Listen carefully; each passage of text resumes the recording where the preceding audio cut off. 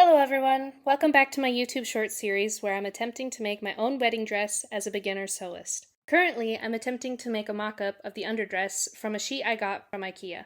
We left off in the last video with me teaching myself how to make buttonholes. Now technically, I don't have the right sewing foot for this because my machine's ancient and I only have the one sewing foot. So I practiced sewing the buttonholes using this standard universal foot and I actually got pretty good at it.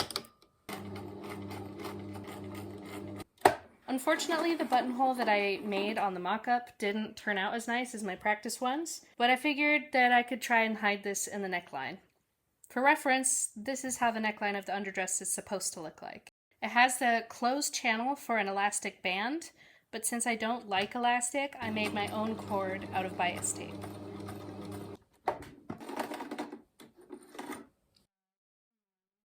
So I sewed the channel in the neckline, and then after this I threaded the cord that I made through this channel with the two ends sticking out of the buttonhole.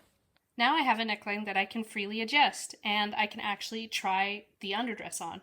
The only thing I have left now is hemming the skirt, but to do this I have to let the dress hang for a little while. This gives the fabric time to stretch and settle so that when I actually do hem it, the bottom will stay even.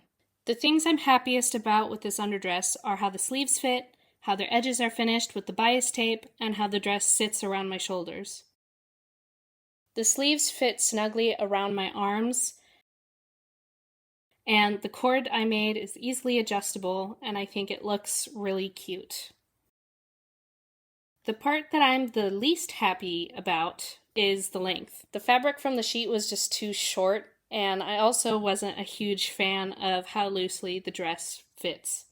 It kind of looks like a potato sack, but I'm hoping that this effect will disappear once I wear the overdress.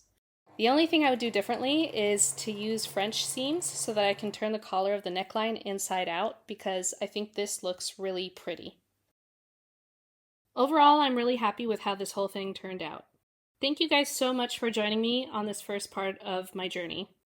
Join me next time to see me get started on the overdress, which is much more complicated. It'll be the first corset that I ever sew. It's also the part that I'm looking forward to the least. Anyways, thank you guys so much for watching. See you next time. Bye.